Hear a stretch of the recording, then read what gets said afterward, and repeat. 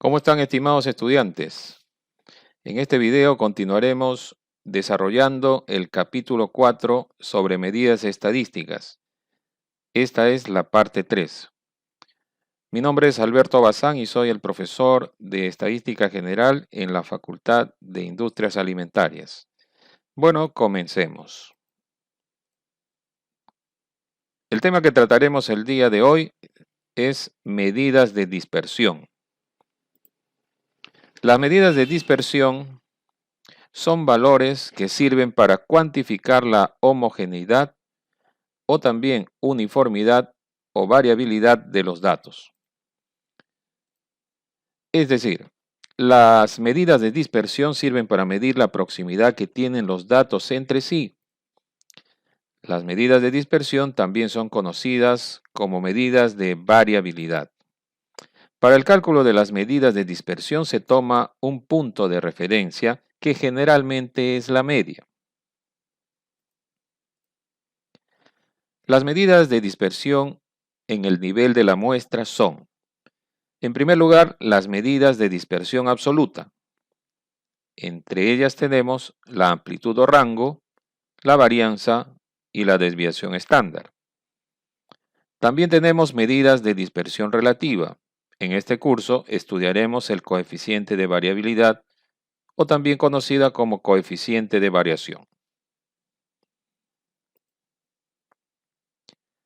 Veamos entonces las medidas de dispersión absoluta. Rango o amplitud. La amplitud muestral es la medida de dispersión más simple y se denota con la letra R mayúscula. Las fórmulas para calcular el rango se indican a continuación. En primer lugar, si tenemos datos no agrupados, nada más tenemos que buscar el valor máximo y restarlo con el valor mínimo. Y si tenemos datos agrupados, en la tabla de distribución de frecuencias, que obviamente tenemos intervalos de clase, buscaremos el límite superior de la última clase o el último intervalo y lo restaremos con el límite inferior del primer intervalo. Repito, para datos agrupados buscaremos el límite superior del último intervalo y lo restaremos con el límite inferior del primer intervalo. Algunas propiedades. En primer lugar, el rango o amplitud es fácil de calcular. El rango siempre asume valores positivos. El rango es la primera medida de dispersión que debe usarse porque permite conocer el intervalo de variación de los datos. La principal desventaja de la amplitud es que no describe la variabilidad de los datos que se encuentran comprendidos entre los valores mínimo y máximo. Solo toma en cuenta los extremos y no los valores intermedios. Ejemplo, vamos a calcular el rango en los siguientes conjuntos de datos. En primer lugar, tenemos este primer conjunto de datos, 8, 9, 5, 6, 12, 0, menos 1, 3 y 15. ¿Qué es lo que nos dice el procedimiento? Que tenemos que buscar, si son datos no agrupados, el mayor valor, que en este caso sería el 15, y restarlo del menor valor, que en este caso sería menos 1. Veamos este otro conjunto de datos. Este también es un grupo de datos no agrupados. Aquí también tenemos que buscar el valor más alto, en este caso sería 915, y le vamos a restar el valor más bajo, que es 75.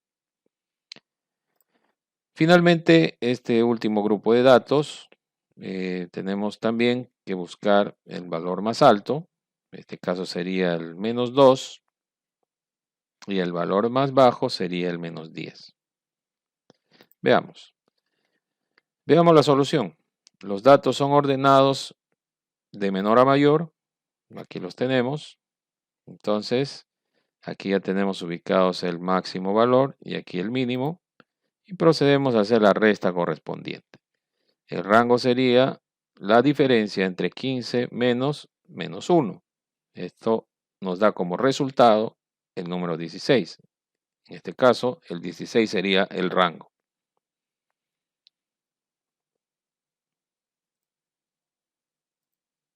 Para este segundo grupo de datos, ya los tenemos ordenados de menor a mayor y podemos ver fácilmente que el valor más alto es el 951 y el valor más bajo es el 75. Entonces procedemos también a calcular el rango restando 951 menos 75 y obtenemos 876 como resultado. El rango en este caso sería 876. Ahora veamos el siguiente conjunto de datos. Están ordenados de menor a mayor.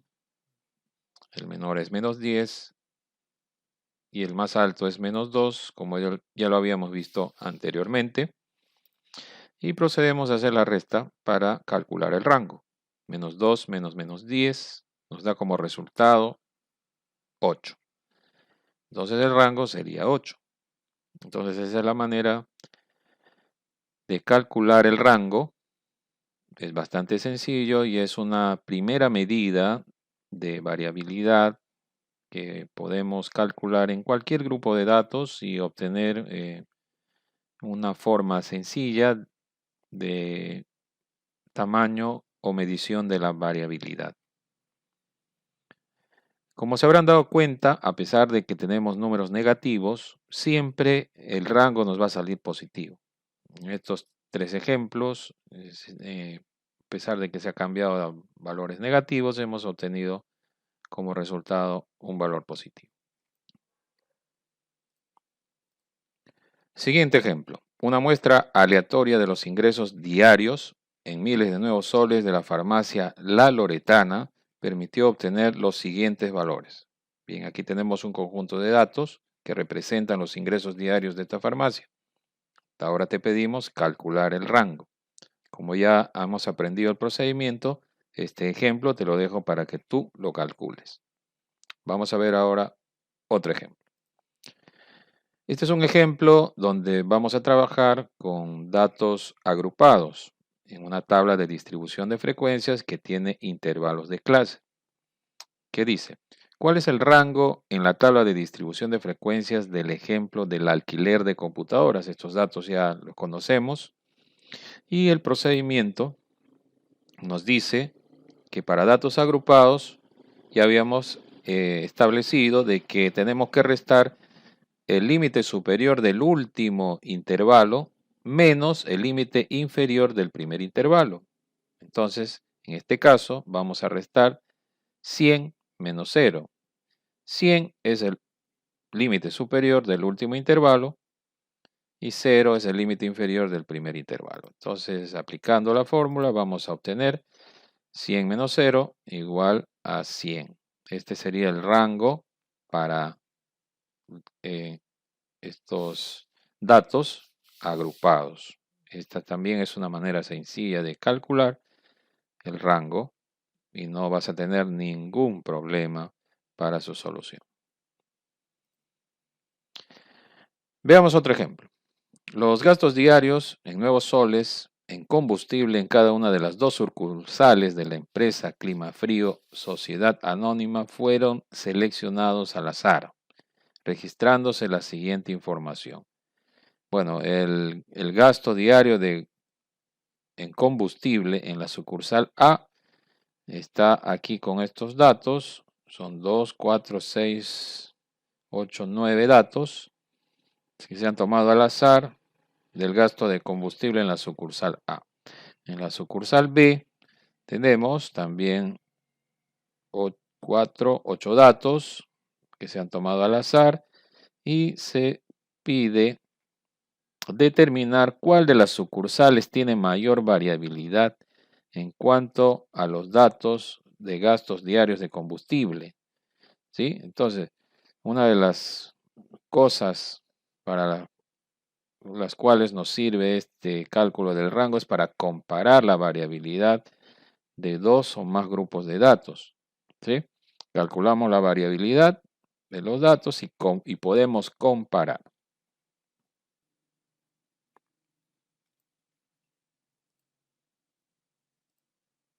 Un indicador preliminar para evaluar la variabilidad es el rango. Eso debemos tomar en cuenta. En este caso, como ya hemos aprendido a calcular el rango, les doy el resultado directamente. El rango en la sucursal A es 74 y en la sucursal B es 64. Por lo tanto, ¿en cuál de las sucursales hay mayor variabilidad? En la que tiene el rango más alto.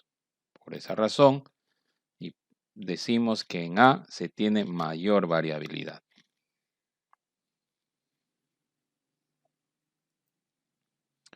Veamos ahora la varianza, que es otra medida de dispersión. La varianza muestral es denotada por S al cuadrado y se define de la siguiente manera. S al cuadrado es igual a la división de la sumatoria de las desviaciones al cuadrado entre n menos 1. ¿Cuáles son las desviaciones? X sub i menos el promedio. X sub i vendrían a ser cada una de las observaciones, cada uno de los datos, cada uno de los elementos de la muestra. Cada uno de ellos se resta menos el promedio y se eleva al cuadrado y se suma, ¿no? Este X sub i menos el promedio vendría a ser la desviación de una observación con respecto a la media. La desviación de cada observación con respecto a la media puede asumir valores positivos o negativos dependiendo si el valor de la observación es superior a la media o inferior a esta. Como se puede observar en la fórmula de la varianza muestral, se cuantifica la dispersión de los valores o de las observaciones con respecto a la media. La varianza muestral asume un valor grande cuando los valores de las observaciones se alejan del promedio y un valor pequeño cuando los valores de las observaciones son próximos al promedio.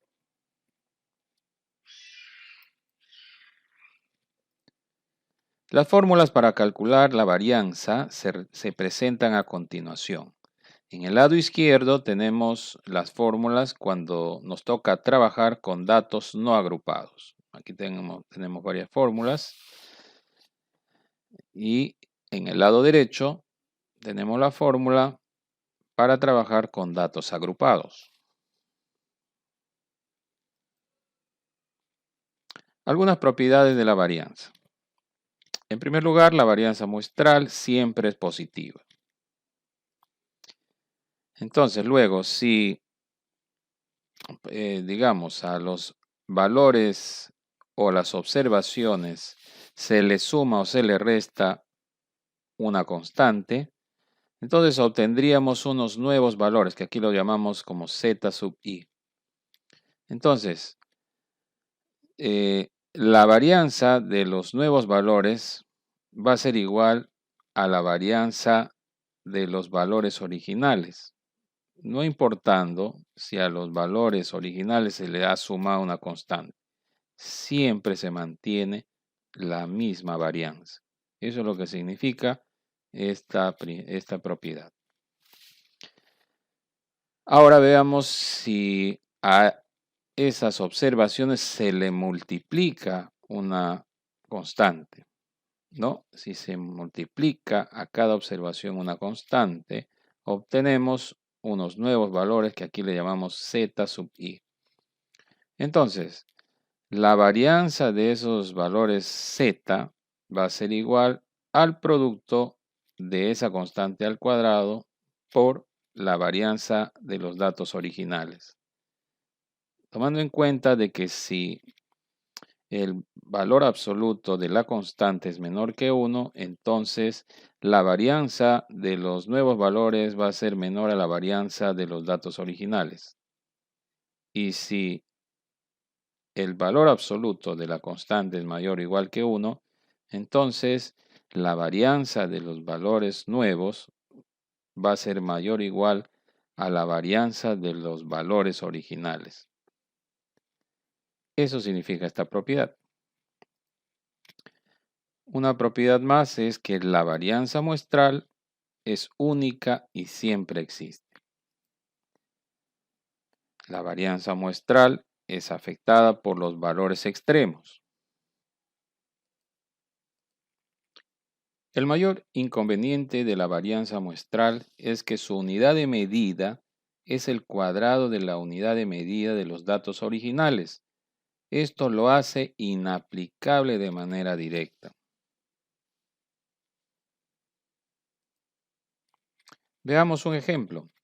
Una muestra aleatoria de los precios de venta en miles de dólares de las viviendas en una nueva urbanización proporcionaron los siguientes valores.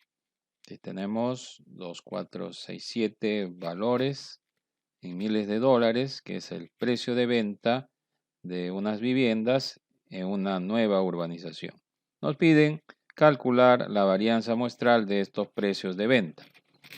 Bien, inmediatamente observamos que son datos no agrupados y que por lo tanto tenemos que aplicar la fórmula correspondiente. Aquí los tenemos. En el lado izquierdo están las fórmulas. La fórmula que recomendaríamos es la que está en la parte inferior, la que recomendaríamos utilizar. Esta fórmula que está en la parte inferior es más simple de calcular que las que están en la parte superior.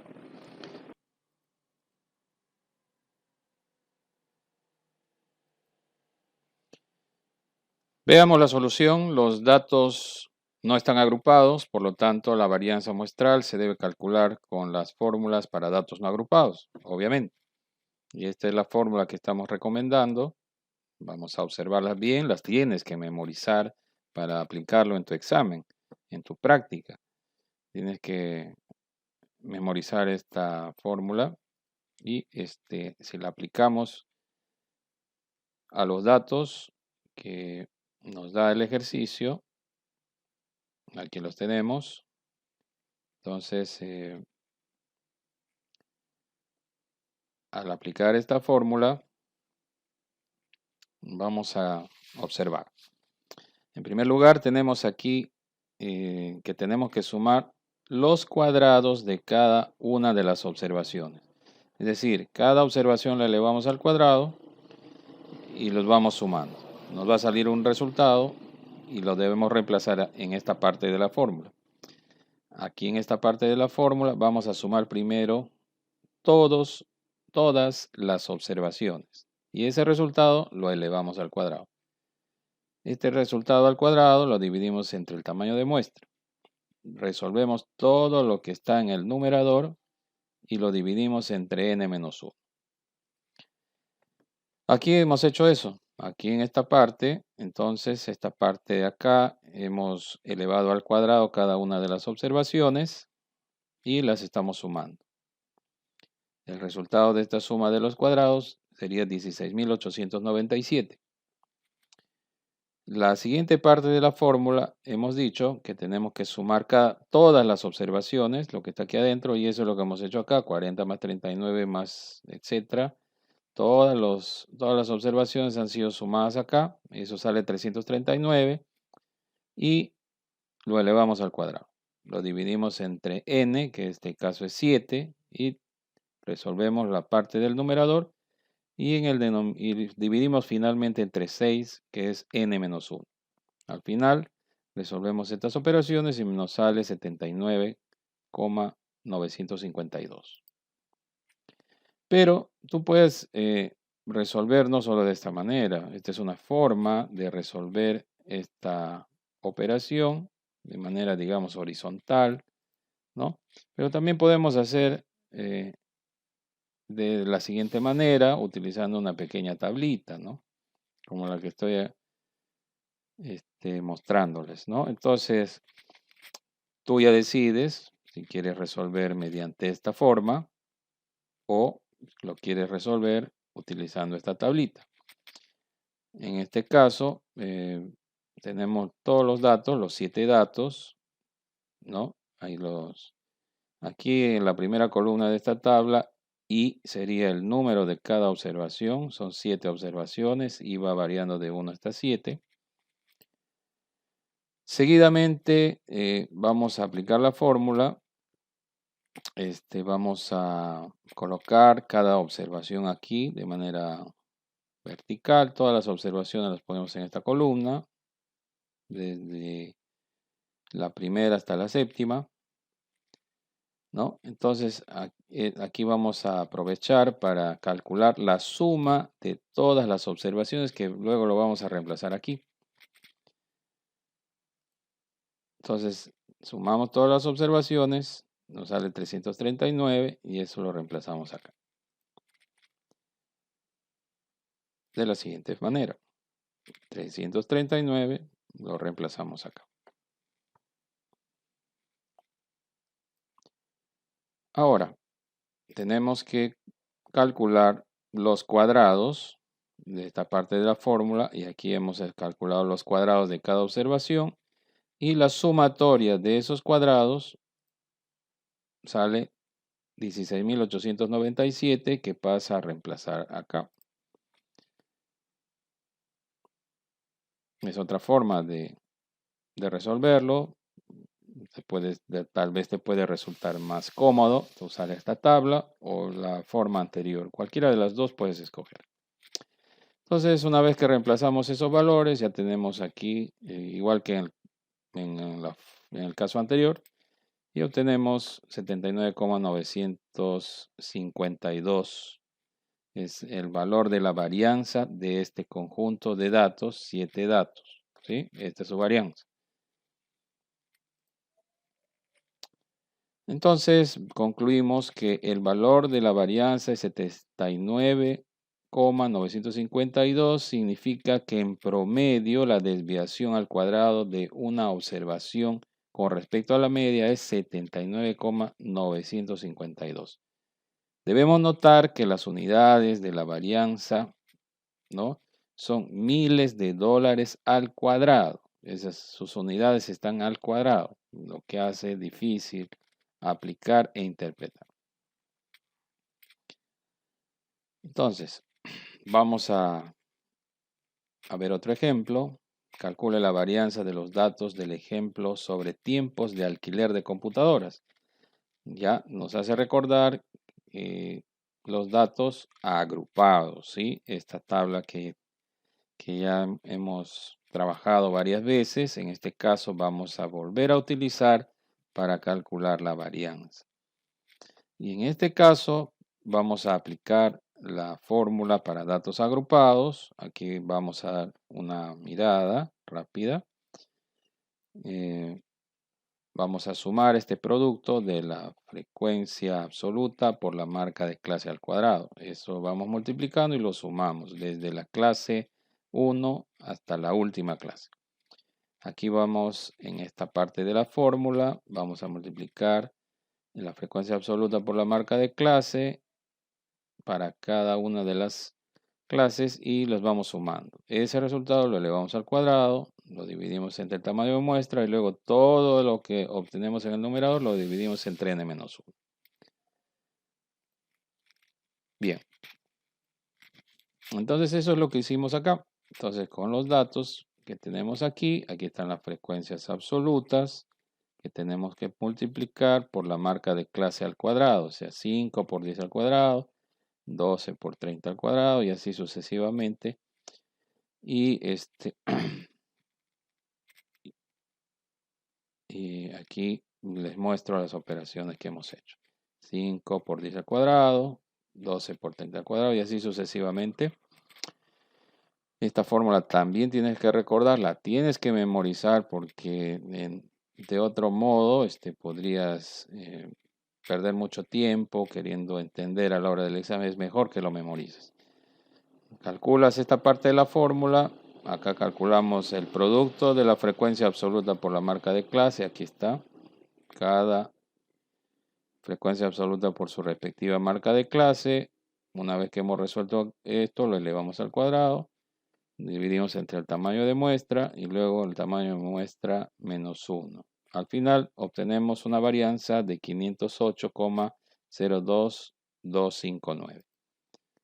Este valor es el promedio aproximado de las desviaciones al cuadrado de las observaciones con respecto al promedio muestral. Nótese nuevamente que las unidades de la varianza son minutos al cuadrado. No debes olvidar, las unidades de la varianza siempre están al cuadrado. Muy bien. Veamos otro ejemplo donde vamos a aplicar algunas propiedades que ya hemos explicado. El ejemplo dice, el tiempo promedio que se demora en atender un pedido la pizzería Don Giovanni es de 25 minutos, con una varianza de 36 minutos al cuadrado.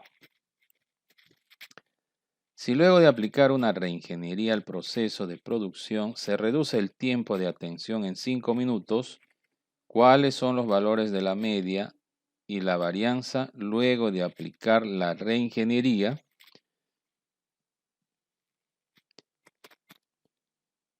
Bien, analicemos este problema. Nos dicen que como dato, el tiempo promedio de atención de la pizzería Don Giovanni es de 25 minutos, con una varianza de 36 minutos al cuadrado.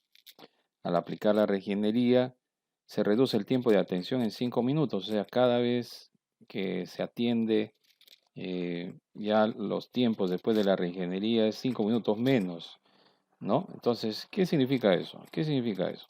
Vamos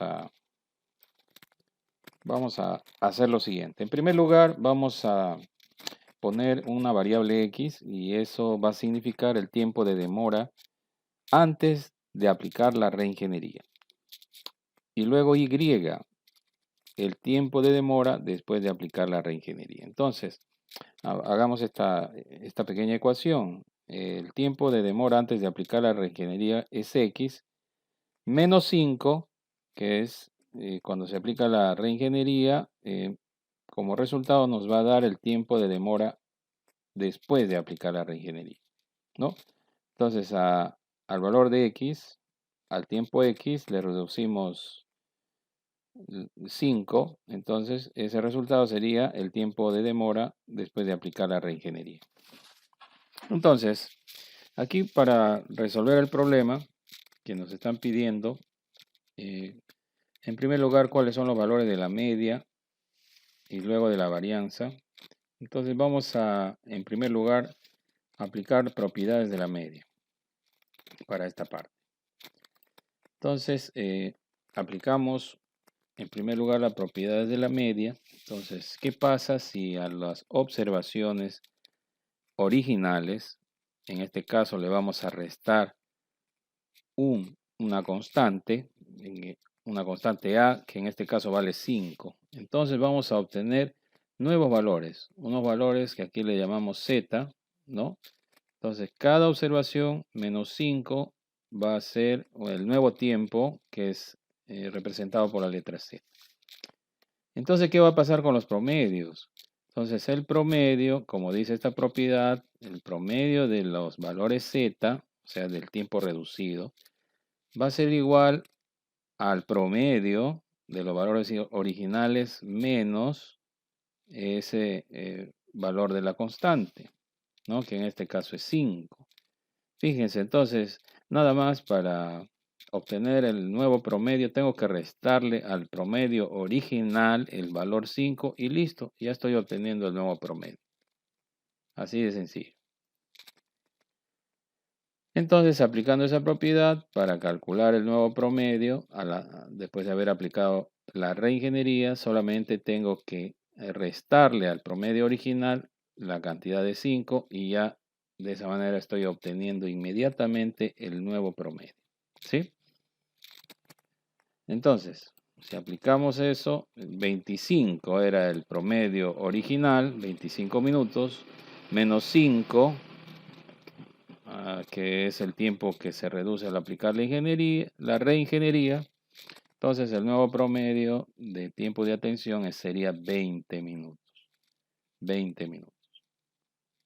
Muy bien, esta es una manera de aplicar una de las propiedades haciendo un análisis de este problema, ¿no? Ahora vamos a ver el caso de la varianza, ¿no? Vamos a ver el caso de la varianza. ¿Cuánto va a ser la varianza? Entonces, aquí igualmente, para el caso de la varianza, tenemos las observaciones y le estamos restando a cada observación 5 minutos. El valor de A es 5 minutos. De esa manera obtenemos los nuevos valores, o sea, tiempos reducidos, que le llamamos Z en este caso.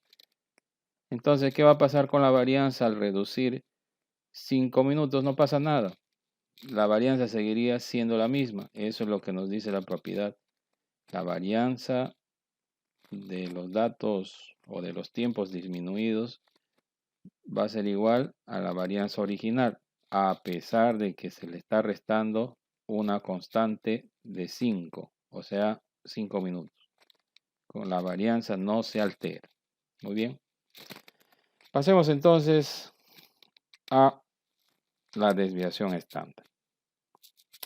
La desviación estándar nada más es calcular la raíz cuadrada de la varianza. Así de simple. Primero calculas la varianza cuando se te soliciten los ejercicios y si se te solicita la desviación estándar, nada más que tienes que sacarle la raíz cuadrada. Bueno, entonces eso es lo que dice aquí. La desviación estándar muestral, denotada por la letra S, cuantifica la dispersión de los datos de las observaciones con respecto a la media. La fórmula para calcular el valor de la desviación estándar muestral es la misma para datos agrupados que para datos no agrupados. Y se define de la siguiente manera, es decir, S, que vendría a ser la desviación estándar, es la raíz cuadrada de la varianza. ¿Sí? Muy bien. La desviación estándar muestral es la medida de dispersión más utilizada junto con el promedio. Eso lo van a ver siempre. Su trabajo científico, su trabajo de tesis, tareas, siempre van a encontrar que siempre se trabaja en cuestión de mediciones con la desviación estándar y con el promedio muy frecuentemente. ¿Sí? Estas dos medidas descriptivas, el promedio y la desviación estándar, poseen un conjunto de propiedades estadísticas que las hacen de suma utilidad en el análisis de datos. La imposibilidad de usar la varianza por tener unidades al cuadrado de manera directa es resuelta con la desviación estándar. Veamos sus propiedades. La desviación estándar muestral siempre es positiva.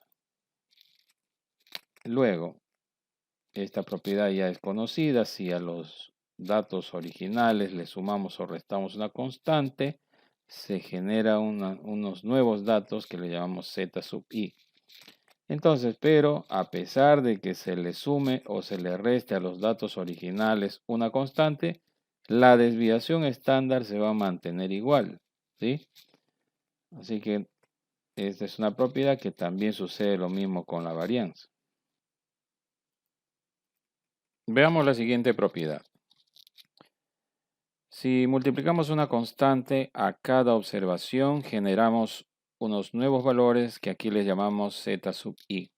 ¿Qué pasa con la desviación estándar entonces de los datos originales y de los nuevos valores?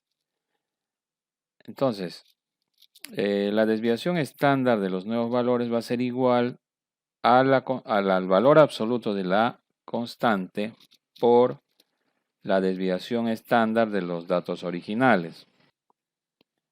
Pero debemos tomar en cuenta si el valor absoluto de la constante es menor que 1, entonces la desviación estándar de los nuevos valores es menor que la desviación estándar de los valores originales.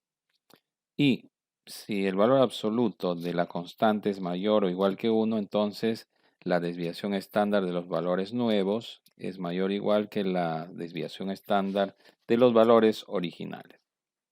Esto se cumple y lo puedes comprobar. Siguiente propiedad, la desviación estándar muestral es única y siempre existe. Luego, la desviación estándar muestral es afectada por los valores extremos. La desviación estándar muestral tiene una unidad de medida igual a la unidad de medida de los datos originales. Esta propiedad la hace útil para analizar la dispersión de los datos. En el caso de que se desee comparar la variabilidad de dos o más conjuntos, la desviación estándar muestral puede usarse únicamente si se cumplen las siguientes condiciones. En primer lugar, los conjuntos de datos que se deseen comparar deben tener las mismas unidades de medida. Y en segundo lugar, las medias muestrales o promedios muestrales de los conjuntos de datos que se quieren comparar deben ser próximos entre sí. Si queremos comparar dos conjuntos de datos, sus medias deben ser muy parecidas.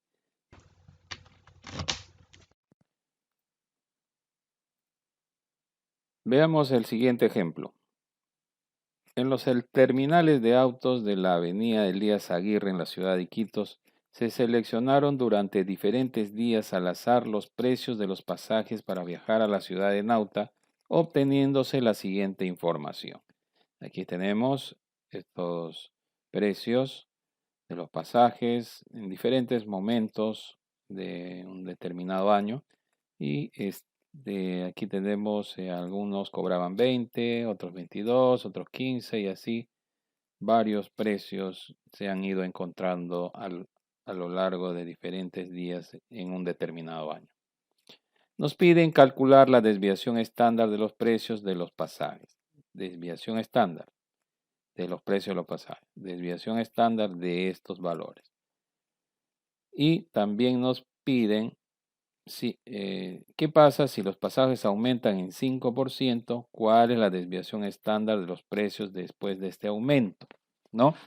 Entonces, esta parte B ya nos sugiere de que vamos a tener que aplicar una propiedad de la desviación estándar, ¿no? Que ya hemos visto y basta que veas este tipo de casos, ya te tiene que sugerir aplicar una de esas propiedades.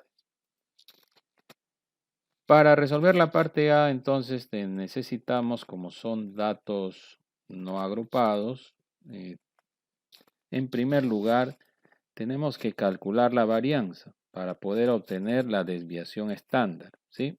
Entonces, por eso vamos a utilizar esta fórmula, ya el que les he sugerido que es mejor trabajar, la fórmula de la parte inferior. Veamos la solución. Como decíamos, primero vamos a calcular la varianza de los datos, ya los tenemos aquí a los datos. Ya conoces cómo se aplica esta fórmula. Aquí es la misma cosa que hemos hecho hace un momento y obtenemos como resultado 0,890909 la varianza. Pero nos están pidiendo la desviación estándar. Entonces hay que sacarle la raíz cuadrada a este valor y obtenemos como desviación estándar el valor 3,144981 nuevos soles. Es la desviación estándar de los precios, ¿no? De estos precios que están aquí, que se han tomado en la calle Aguirre, ¿no? En diferentes días. Este valor entonces significa la desviación de las observaciones con respecto al promedio. ¿Sí? Veamos entonces la parte B. Nos dice la parte B, si los pasajes aumentan en 5%, ¿cuál es la desviación estándar de los precios después del aumento? Como ya habíamos dicho, aquí tenemos que aplicar una propiedad. En este caso, tenemos que buscar cuál es el valor de la constante A que se multiplicará por cada uno de los precios originales, ¿no? Que en este caso serían las observaciones originales. Vamos a ver Aquí están los precios originales, ¿sí? 20, 22, 15, 18, 19, etc. A estos precios originales les tenemos que multiplicar una constante A para generar los nuevos valores, los nuevos precios. ¿Cuál será esa constante? Eso es lo que tenemos que determinar primero, para poder luego determinar cuánto sería la desviación estándar de esos nuevos valores, ¿no? Entonces, este es el procedimiento que vamos a seguir para determinar la desviación estándar de esos nuevos valores, es decir, cuando se ha incrementado el precio en 5%, ¿no? ¿Cómo lo obtenemos? Multiplicando el valor absoluto de la constante A, que todavía no sabemos cuánto es, por los valores originales. Simplemente vamos a hacer un análisis, y esta parte de la propiedad ya la conocemos, ¿no? Hacemos un análisis en esta fórmula, y con esta fórmula vamos a obtener. Entonces, el nuevo valor del precio incrementado en 5%, le vamos a poner que sea la letra Y. Entonces, ese precio incrementado va a ser igual a X, el precio original, más el incremento, que es el 5% de X. O sea, 0,05 por X, aquí está el monto que se va a incrementar al precio original. Entonces, si resolvemos esta suma, nos quedaría 1,05 por X. Entonces, este sería el valor de Y,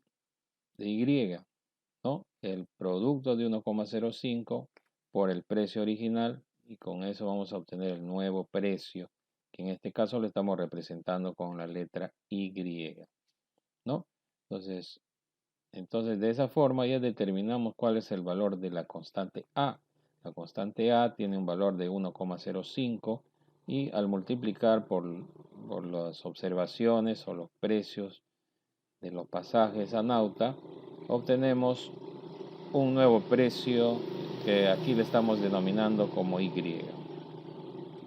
Luego, eh, aplicando la propiedad, entonces quedamos en que ese valor, el valor absoluto de A multiplicado por la desviación estándar de los valores originales, nos va a permitir obtener como resultado la desviación estándar de los nuevos valores. Y eso es lo que estamos haciendo acá.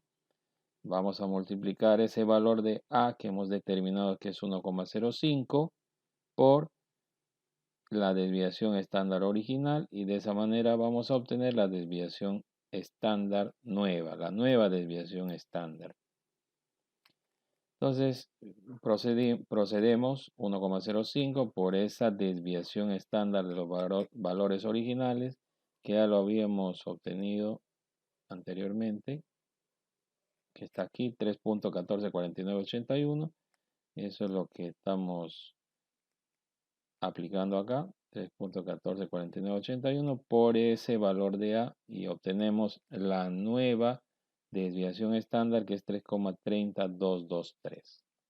¿Sí? De esa manera resolvemos esta parte B, un poquito más de análisis, un poquito más complicada, que bueno, vas a tener tiempo de analizarlo para aplicar en algún ejercicio, en tu práctica o en tu examen parcial.